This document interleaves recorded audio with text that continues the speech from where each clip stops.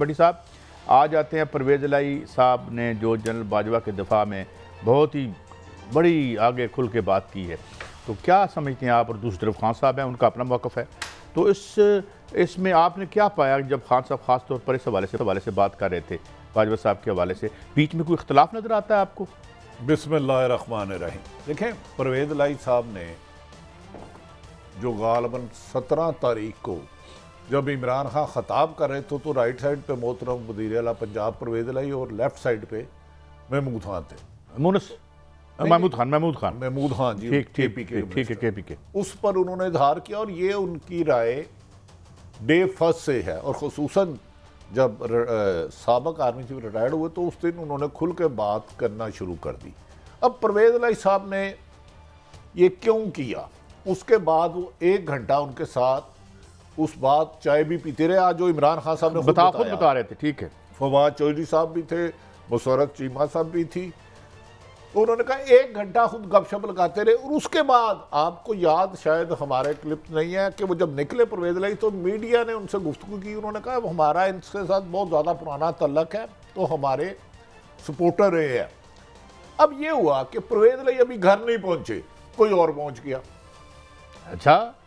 ابھی اتنی جلد بازی زمان پارک سے گھر نہیں پہنچے اور ایک فون خاصی دیر کا آیا اور بہت گلے شکوے کیے گئے۔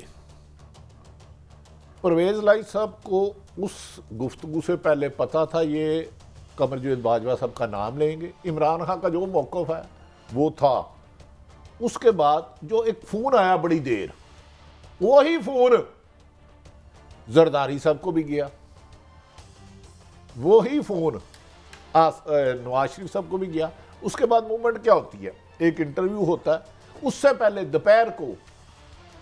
ان کا حق ہے جو ان کی رائے ہے وزیر اعلیٰ صاحب کی طرف سے، تمام میڈیا کو یہ خبر بھیجی جاتی ہے کہ ذرائع کے ساتھ چلاؤ کہ پرویز الہی صاحب باجوہ صاحب کے حق میں آ گئے۔ یہ دوپہر کو دکم پیش شروع ہو جاتا ہے، پریس ریلیز جاری کر دی جاتی ہے سب کو کہ ذرائع سے چلاؤ کہ میں قمر جاوید باجوہ صاحب کے بعد میں نہیں کروں گا، مجھے بڑی تکلیف تھی، یہ تھا وہ تھا۔ لیکن آج آپ نے دیکھا ہوگا عمران خان کا جو پہلے رد عمل آیا، انہوں نے کہا یہ چیزیں میٹر نہیں کرتی، وہ ایک الگ جماعت، آج بڑا وائزلی نہیں ہینڈل کیا اس کو، بڑے میرا خیال ہے کہ صحیح پولیٹیشنوں کی طرح انہوں نے اس کو بڑا لائٹ لیا، اس سوال کو اہمیت ہی نہیں دی۔ انہوں نے کہا جناب میری الگ جماعت ہے، ان کی الگ جماعت ہے، میری پہلے دن سے رائے تھی اور اب بھی یہ رائے ہے۔ انہوں نے کہا اس کے بعد پرویز الہی صاحب ہمارے ساتھ آئے، 1 گھنٹہ گپ شپ رہی، چائے شائے پیتے رہے، اور ایک دفعہ بھی انہوں نے ذکر نہیں کیا کہ آپ نے قمر جاوید باجوہ صاحب کی بات کیوں کی۔ کہا یہ سب دیکھیں تھوڑا سا کیا وجہ ہے کہ آپ ادھر سے نکلتے ہیں زمان پارک سے،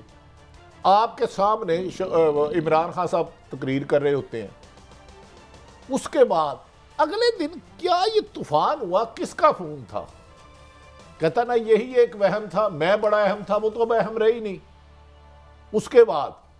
اگلے دن انٹرویو کا بھی نہیں انتظار کیا جاتا، سارے میڈیا کو خبر بھیجی جاتی ہے کہ یہ چلائیں کہ محترم پرویز الہی صاحب قمر جاوید باجوہ کے حق میں آ گئے کہ آئندہ نہیں بولنے دوں گا، یہ از اینڈ دیٹ۔ اس کے بعد کیا ہوتا ہے؟ اچانک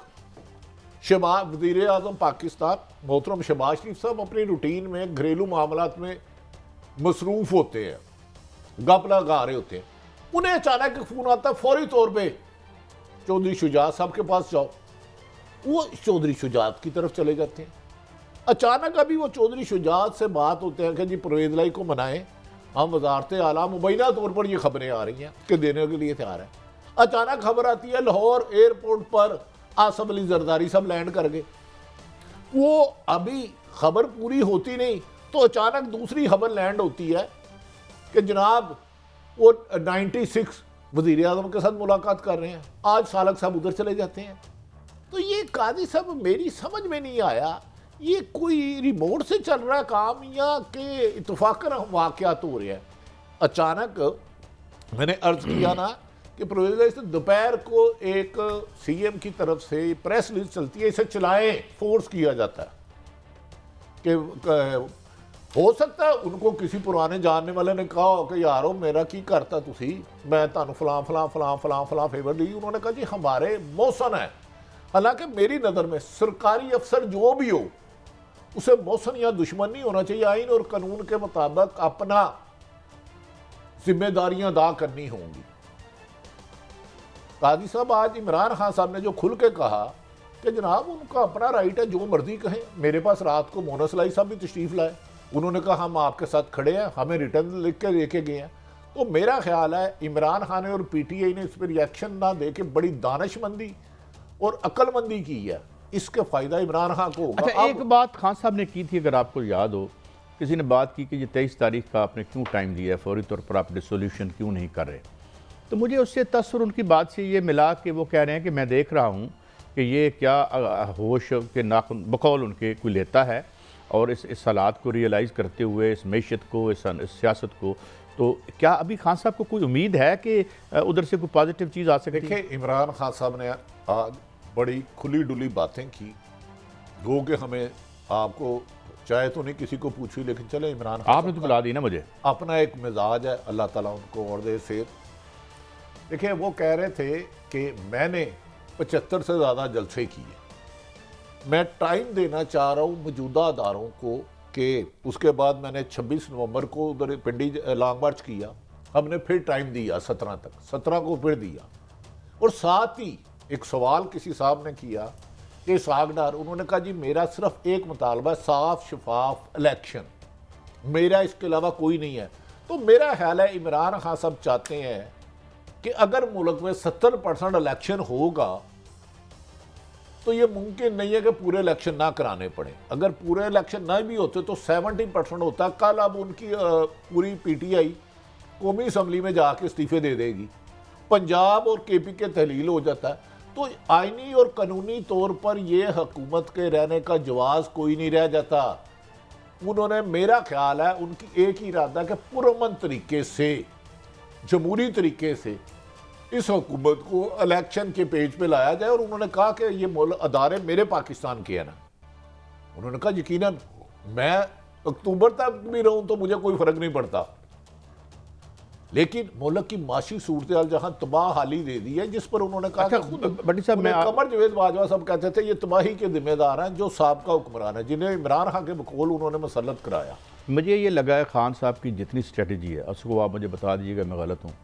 ان کا خان صاحب کا یہ کہنا ہے کہ اس قسم کی جو پولیٹیکل اینڈ اکنامک ڈسپنسیشن ہے،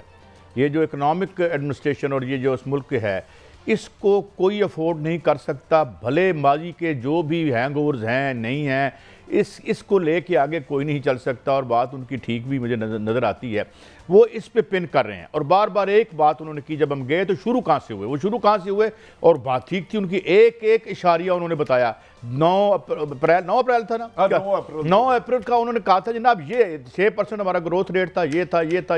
تھا، اور یہ جو کہتے تھے کہ ہمارا بہت بڑا وزٹ ہے اور بہت بڑا اثاثہ معاشی جناب قبلہ اسحاق ڈار صاحب ہیں، تو آئیں وہ کریں اب ٹھیک۔ اب مجھے یہ لگتا ہے، آپ مجھے بتائیے کہ میں غلط کہہ رہا ہوں یا صحیح، مجھے یہ لگتا ہے کہ خان صاحب سمجھتے ہیں کہ یہ اب افورڈیبل نہیں ہے اس ملک کی مقتدر طبقات کے لیے، یہ جو اب حکومت ہے۔ دیکھیں عمران خان نے جو کہا ہے نا، انہوں نے کہا 17 سال میں جو ہم نے آ کے ترقی کی، اس ترقی کی رفتار کو نہ صرف روکا گیا بلکہ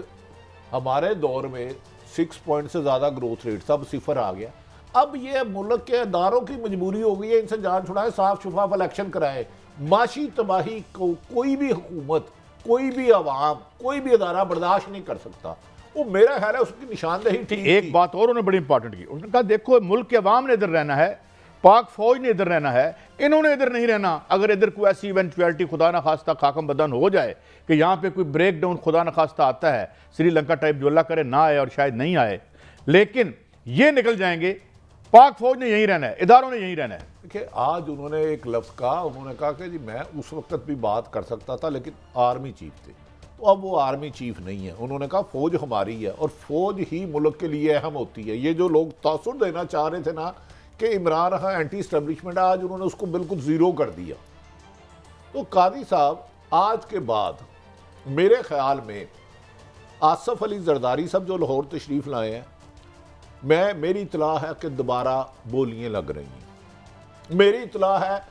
پرویز الہی صاحب، شہباز شریف صاحب، آصف علی زرداری صاحب کے علاوہ کچھ اور ملاقاتیں بھی ہوئی ہیں، تو جوڑ توڑ کے جینیس جو ہیں بھی شامل ہوئے ہیں۔ بٹی صاحب، یہ جوڑ توڑ کا بندہ جینیس ہوتا ہے کہ یہ نوٹوں کی وجہ سے جینیس ہو جاتا ہے؟ دیکھیں قاضی صاحب، ہاں جی، آپ کے سپریم کورٹ کے فیصلے کے بعد اب کوئی ضمیر نہیں بیچے گا تو نااہل ہو جائے گا، بیچے گا آپ پارٹی پالیسی کے خلاف ووٹ نہیں دے سکتے۔ ایک اور خبر یہ مجھے بتائیں کہ اگر یہ کوئی سزا عمران خان کو دے دیتے ہیں تو صدر پاکستان کا کیا نام ہے؟ عارف علوی صاحب۔ تو جناب وہ تو کسی قسم کی جس طرح پارڈن انہوں نے دی تھی رحمان ملک مرحوم صاحب کو، اللہ جنت بخشے ان کو، تو وہ بھی تو کوئی حل نہیں ہے ان کے پاس۔ اب عمران خان خوف کے سارے تالے زنجیریں توڑ چکے ہیں، جو میری اپنی رائے ہے۔ انہوں نے کہا